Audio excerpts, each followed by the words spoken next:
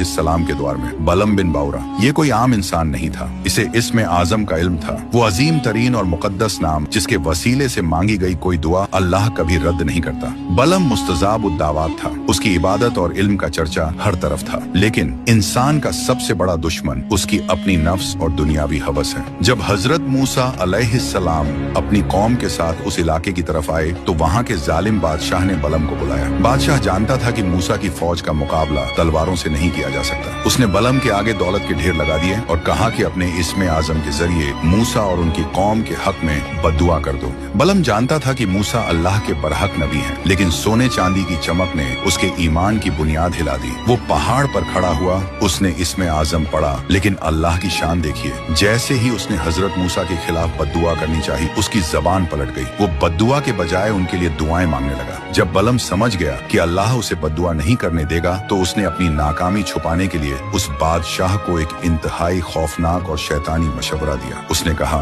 मूसा की कौम को हथियारों से नहीं हराया जा सकता, तुम अपनी कौम की खूबसूरत औरतों को तैयार करके उनके लश्कर की तरफ भेज दो। जब वो लोग बदकारी में मुब्तला होंगे तो अल्लाह का अजाब खुद ब खुद उन पर नाजिल हो जाएगा और वो तबाह हो जाएंगे। इस घटिया चाल और दुनिया की मोहब्बत ने बलम का अंजाम तय कर दिया था। फिर अल्लाह का कहर उस पर नाजिल हुआ, उसकी जबान उसके मुंह से बाहर निकल आई और उसके सीने तक लटक गई। कुरान मजीद में अल्लाह ने उसकी मिसाल एक कुत्ते से दी है। जो इंसान दौलत और लालच में अंधा हो जाए उसकी हालत उस कुत्ते जैसी हो जाती है कि उस पर बोझ डालो तो भी हाँफता है और अकेला छोड़ दो तो भी हाँफता है। सोचिए जरा, कहाँ वो मुकाम की आसमान वाले उसकी दुआओं का इंतजार करते थे और कहाँ वो जिल्लत कि उसे दुनिया में एक कुत्ते के बराबर कर दिया गया। इल्म और इबादत पर गुरूर और दुनिया की हवस इंसान को दोनों जहानों में बर्बाद कर देती है।